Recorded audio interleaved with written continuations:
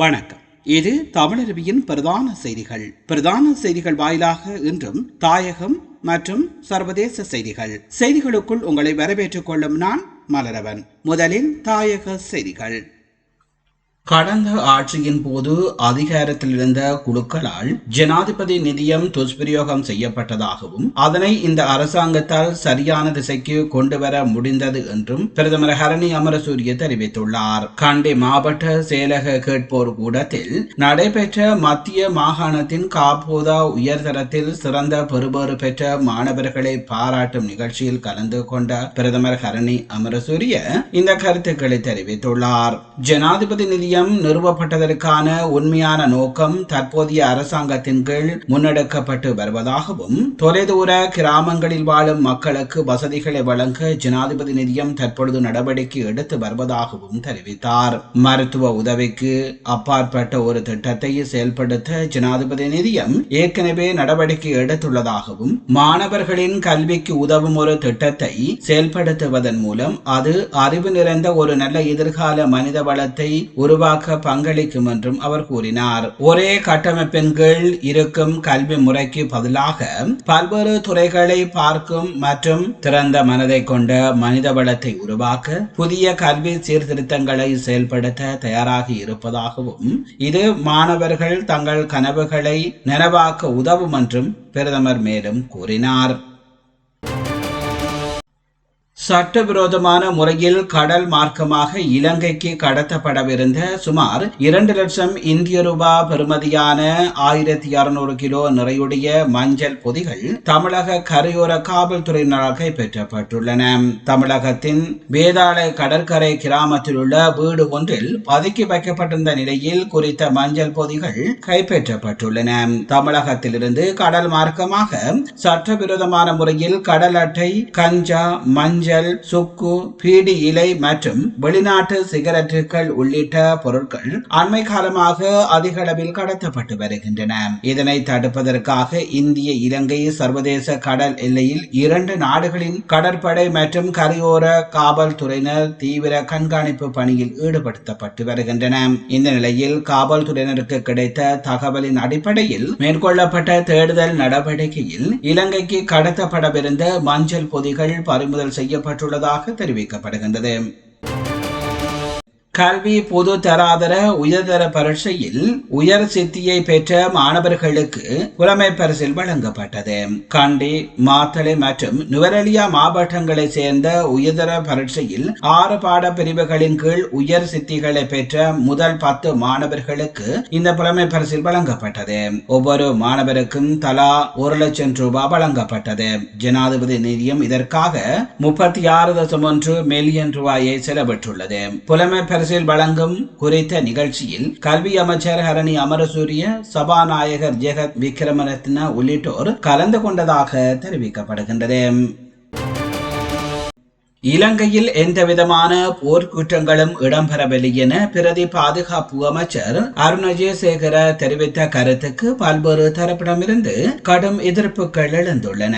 இதன்படி அவர் கூறிய கருத்தை ஏற்றுக்கொள்ள முடியாது எனவும் அவருடைய கருத்து தொடர்பில் ஜனாதிபதி துரித நடவடிக்கைகளை எடுக்க வேண்டும் எனவும் நாடாளுமன்ற உறுப்பினர் செல்வம் அடைக்கலநாதன் வலியுறுத்தியுள்ளார். ஊடகங்களுக்கு கருத்து தெரிவிக்கும் போதே அவர் இந்த விடயத்தை வலியுறுத்தியுள்ளார். இதேவேளை இலங்கையில் எவ்விதமான போர்க்குற்றங்களும் இடம்பெறவில்லை எனும் பிரதி அமைச்சரின் கூற்றை வன்மையாக கண்டிப்பதாக தமிழ் தேசிய மக்கள் முன்னணியின் பேச்சாளர் சிரேஷ்ட சட்டத்தரணி கனகரத்னம் சுகாஸ் தெரிவித்துள்ளார். அத்துடன் இலங்கையில் நடைபெற்ற போர்க்குற்றத்தையும் தாண்டிய இனப்படுகொலை எனவும் இதற்கு முற்றுமுழுதாக சர்வதேச விசாரணைதான் தீர்வாக அமைய முடியும் எனவும் அவர் கூறியுள்ளமை இங்கே குறிப்பிடத்தக்கது. நாட்டின் முன்னேற்றத்திற்காக எவ்விதமான வேலை திட்டங்களையும் அரசாங்கம் முன்னெடுக்கவில்லை என ஐக்கிய மக்கள் சக்தியின் நாடாளுமன்ற உறுப்பினர் நளின் பண்டார தெரிவித்துள்ளார். அரசாங்கம் கையாள முடியாத பிரச்சனைகளில் கவனம் செலுத்துவதாகவும் நளின் பண்டார குறிப்பிட்டார். ஊடகங்களுக்கு கருத்து தெரிவிக்கும் போது அவர் இதனை கூறினார். அரசாங்கம் அளித்த வாக்குறுதிகளுக்கும் அவை நிறைவேற்றப்பட்டவைக்கும் இடையேயான இடைவெளி என்பது வானுக்கும் பூமிக்கும் இடையிலான இடைவெளி போல உள்ளதாகவும் நளின் பண்டார குறிப்பிட்டார். ஜனாதிபதிக்கு குறிப்பிடத்தக்க நேரத்தை வழங்கியும் பெரிதளவிலான செயல்பாடுகள் எதுவும் முன்னெடுக்கப்படவில்லை என அவர் தெரிவித்தார். முன்னாள் ஜனாதிபதி மஹிந்த ராஜபக்ச கொழும்பில் உள்ள விஜயராம இல்லத்திலிருந்து வெளியேறியமை தொடர்பில் கருத்து தெரிவித்த நளின் பண்டார முன்னாள் ஜனாதிபதிகளுக்கு சில சலுகைகள், கௌரவங்கள் மற்றும் பாதுகாப்பை வழங்க அரசாங்கங்களுக்கு பொறுப்பு உள்ளது என்றார். இருப்பினும் சில தலைவர்கள் அல்லது முன்னாள் ஜனாதிபதிகள் இந்த வசதிகளை தவறாக பயன்படுத்தினால் அது முற்றிலும் தவறு என நளின் பண்டார சுட்டிக்காட்டினார். ஆனால் குறைந்தபட்ச சலுகைகளை வழங்குவது ஏற்றுக்கொள்ளத்தக்கது எனவும் முன்னாள் ஜனாதிபதி மஹிந்த ராஜபக்சவுக்கான சலுகைகளை நீக்கியமை பொருத்தமானது அல்ல எனவும் அவர் குறிப்பிட்டார். ஜனாதிபதி எதிர்வரும் 22ஆம் தேதி அமெரிக்காவுக்கு விஜயம் மேற்கொள்ள உள்ளார். ஐக்கிய நாடுகள் பொதுச்சபை அமர்வில் பங்கேற்பதற்காக அவர் அமெரிக்கா பயணமாக உள்ளார். இந்த விஜயத்தின் போது ஜனாதிபதி பரநாட்டு தலைவர்களுடன் இருதரப்பு பேச்சுவார்த்தைகளை நடத்த உள்ளதாகவும் தெரிவிக்கப்படுகின்றது. மேலும் ஐக்கிய நாடுகள் சபையின் பொதுச் செயலாளர் ஆண்டனியோ குட்ரஸையும் ஜனாதிபதி சந்திக்க உள்ளார். அமெரிக்கா விஜயத்தை அடுத்து ஜப்பான் அரசாங்கத்தின் அழைப்பின் பேரில் ஜனாதிபதி இம்மாதம் 26ஆம் தேதி ஜப்பானுக்கும் விஜயம் மேற்கொள்ள உள்ளதாக தெரிவிக்கப்படுகின்றது. தமக்கு அச்சுறுத்தலாக செயல்படும் தரப்பினரை தேசிய மக்கள் சக்தி அரசாங்கம் பழிவாங்கி வருவதாக முன்னாள் ஜனாதிபதி மஹிந்த ராஜபக்ச குற்றம் சுமத்தியுள்ளார். தங்காலையில் உள்ள தனது கால்டன் இல்லத்திற்கு சென்ற பின்னர் இதனை தெரிவித்துள்ளார். இந்த நிலையில் புதிய அரசாங்கம் நாட்டை எவ்வாறு ஆட்சி செய்கின்றார்கள் என்பது தொடர்பாக மக்களும் எதிர்க்கட்சிகளும் விழிப்புடன் இருக்க வேண்டும் எனவும் அவர் வலியுறுத்தியுள்ளார். அத்துடன் இந்த அரசாங்கம் வெளியான பாதையில் பயணிக்கும் போது அதனை சுட்டிக்காட்ட வேண்டிய பொறுப்பு தனக்கு இருப்பதாகவும் மஹிந்த ராஜபக்ச குறிப்பிட்டுள்ளார். இந்த அரசாங்கத்திற்கு எதிராக உள்ள அனைவரும் சிறையில் அடைக்கப்படுவார்கள் என்பதை தான் முன்னதாகவே அறிந்திருந்ததாகவும் அவர் சுட்டிக்காட்டியுள்ளார். தென்னிலங்கை மக்களை விட வடக்கு கிழக்கு தமிழ் மக்கள் ஜனாதிபதியை கதாநாயகன் போல் பார்ப்பதாக பிரதி அமைச்சர் சுந்தரலிங்கம் பிரதீப் தெரிவித்தார். வடக்கு கிழக்கு தமிழ் மக்கள் மத்தியில் தற்பொழுது ஒரு நம்பிக்கை ஏற்பட்டுள்ளதாகவும் அவர் குறிப்பிட்டார். வடக்கு கிழக்கில் உள்ள மக்கள் நிம்மதியாக வாழக்கூடிய சூழலை தமது அரசாங்கம் ஏற்படுத்தி கொடுத்துள்ளதாகவும் பிரதி அமைச்சர் சுந்தரலிங்கம் பிரதீப் கூறினார். இனவாதம் முற்றாக இல்லாமல் ஆக்கப்பட்டுள்ளதாகவும் இனவாதிகளுக்கு இனி இடமில்லை எனவும் அவர் குறிப்பிட்டார். இனவாதிகள் அனைவரும் இந்த ஆட்சியில் வாயெடுத்து போய் உள்ளதாகவும் சுந்தரலிங்கம் பிரதீப் தெரிவித்தார். வெப்பமான வானிலை நிலைமைகள் குறித்து வளிமண்டலவியல் திணைக்களத்தால் எச்சரிக்கை விடுக்கப்பட்டுள்ளது. அதன்படி நாட்டின் வெப்பநிலை அதிகரித்து காணப்படும் எனவும் அறிவிக்கப்பட்டுள்ளது.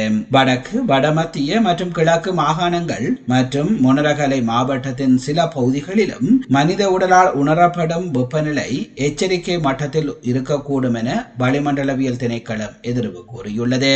இதேவேளை நிலவும் வெப்பமான காலநிலையால் பணியிடங்களில் உள்ளவர்கள் அதிகளவான நீரை பருக வேண்டும் எனவும் அறிவுறுத்தப்பட்டுள்ளது. அத்துடன் இயலுமானவரை வெளிப்புற செயல்பாடுகளில் ஈடுபடுவதை தவிர்க்குமாறும் பொதுமக்களிடம் கோரிக்கை விடுக்கப்பட்டுள்ளது. வடக்கு கிழக்கில் உள்ள பல தமிழ் கட்சிகள் மக்களை வைத்து அரசியல் செய்து கொண்டிருப்பதாக பிரதி அமைச்சர் சுந்தரலிங்கம் பிரதீப் தெரிவித்தார். எனினும் அந்த மக்களின் பிரச்சனைகளை தீர்க்க வேண்டும் என்ற எண்ணப்பாடு வடக்கு கிழக்கில் உள்ள அரசியல்வாதிகளுக்கு இல்லை எனவும் அவர் குறிப்பிட்டார். தனியார் தொலைக்காட்சி ஒன்றுக்கு வழங்கிய செவியின் போது அவர் இதனை தெரிவித்துள்ளார். தேசிய மக்கள் சக்தி அரசாங்கம் தமிழ் மக்களின் பொருளாதாரத்தை கட்டியெழுப்பும் நோக்கில் செயல்படுவதாக பிரதி அமைச்சர் சுந்தரலிங்கம் பிரதீப் தெரிவித்தார். வடக்கு கிழக்கில் உள்ள மக்களின் கலாச்சாரம், கல்வி, சுகாதாரம் ஆகிய அடிப்படை தேவைகள் பாதுகாக்கப்பட வேண்டும் என்ற எண்ணப்பாட்டில் தேசிய மக்கள் சக்தி அரசாங்கம் உள்ளதாக அவர் கூறினார். இதனை கருத்தில் கொண்டு ஏனைய மாகாணங்களை விட வடக்குக்கும் கிழக்குக்கும் அரசாங்கம் அதிக நிதியை பாதீட்டில் ஒதுக்கியுள்ளதாகவும் சுந்தரலிங்கம் பிரதீப் சுட்டிக்காட்டினார்.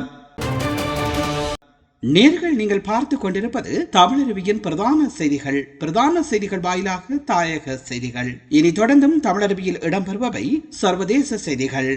வரி விதிப்பதாலோ அல்லது பொருளாதார தடையை விதிப்பதாலோ போருக்கு தீர்வு காண முடியாது என ட்ரம்புக்கு சீனா பதிலளித்துள்ளது. அத்துடன் அவை பிரச்சனையை மேலும் சிக்கலாக்கும் எனவும் சீனா சுட்டிக்காட்டியுள்ளது.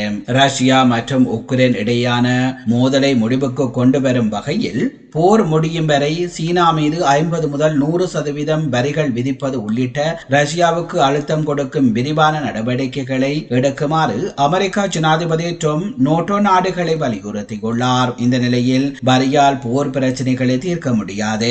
வரி விதிப்பதாலும் பொருளாதார தடை விதிப்பதாலும் நிலைமை மேலும் சிக்கலாகும் எனவும் சீனா தெரிவித்துள்ளது. போர் பிரச்சனையை தீர்ப்பதற்கான அமைதி பேச்சுவார்த்தைகளை ஊக்குவிப்பதற்கு சீனா உறுதி பூண்டுள்ளதாகவும் நாம் போர்களில் பங்கேற்க திட்டமிடவில்லை என்றும் சீனா அறிவித்துள்ளது. மேலும் அமைதி பேச்சுவார்த்தையை நடத்தி தீர்வு காண வேண்டும் என்று சீனா வலியுறுத்தியுள்ளது. சீனாவும் ஐரோப்பாவும் போட்டியாளர்களாக இருக்காமல் நண்பர்களாக இருக்க வேண்டும் எனவும் சீனா அறிவித்துள்ளது. சமூக ஊடக தடை மற்றும் அரசாங்க ஊழலுக்கு எதிராக முன்னெடுக்கப்பட்ட ஜென்செட் போராட்டத்தில் உயிரிழந்தவர்களை தியாகிகளாக அறிவித்து அவர்களது குடும்பங்களுக்கு தலா 1 மில்லியன் ரூபாய் இழப்பீடு வழங்கப்படும் என நேபாளத்தின் இடைக்கால பிரதமர் தெரிவித்துள்ளார். அவர் பதவியேற்றதன் பின்னர் எடுக்கப்பட்ட முதல் நடவடிக்கை இதுவாகும் எனவும் சர்வதேச தகவல்கள் தெரிவிக்கின்றன. அத்துடன் வன்முறையின் போது பொது மற்றும் தனியார் சொத்துக்களுக்கு சேதம் விளைவித்தவர்கள் தண்டிக்கப்படுவார்கள் எனவும் சுசீலா கார்கி குறிப்பிட்டுள்ளார். மேலும் 6 மாதங்களுக்கு மேல் பதவியில் நீடிக்க போவதில்லை என்றும் அவர் கூறியுள்ளமை இங்கே குறிப்பிடத்தக்கது.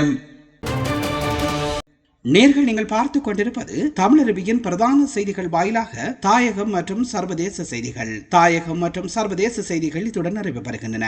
செய்திகள் தொடர்பான உங்கள் கருத்துக்களை கீழே பதிவு செய்யுங்கள். இதுவரை நேரமும் தமிழருவியின் பிரதான செய்திகளோடு இணைந்திருந்த அத்தனை நேர்களுக்கும் நன்றிகளை தெரிவித்துக் கொள்வதோடு மீண்டும் நாளையும் இதே போன்று ஒரு பிரதான செய்திகள் வாயிலாக உங்களை நான் சந்திக்கின்றேன். விடுங்கிருக்கின்ற இன்றைய பொழுது உங்கள் எல்லோருக்கும் ஒரு நல்ல பொழுதாக அமைய எல்லாம் வல்ல இறைவனை வேண்டி உங்களிடம் விடைபெறும் நான் என்றும் உங்களுடன் இணைந்திருக்கும் மலரவன். நன்றி, வணக்கம்.